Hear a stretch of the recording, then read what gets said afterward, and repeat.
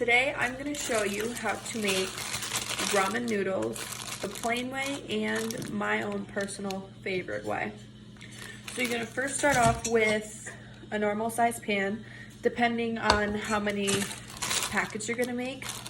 I usually make about 4 or 5 packets for my family of 6, so I usually have a pan about this big, a lot bigger than this one, but today we're going to be only making one. So you're going to first off start with 2 cups of water, pour it all in the saucepan. Then you're going to turn on the stove, and you're going to have to wait a little bit for the water to boil.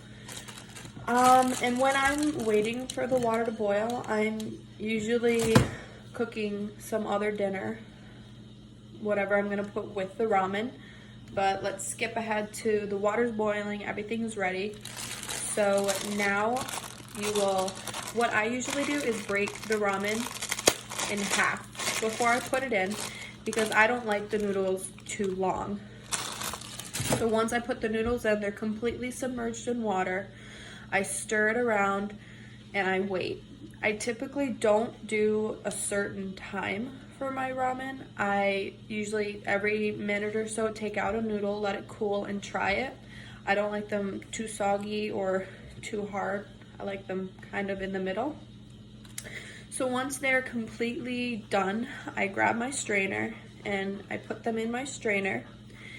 And then I get rid of all of the water, so there's no water at all. And then I get some ice cold water from the fridge and add that on top of my noodles. And then I add the spice, the chicken spice that comes with it.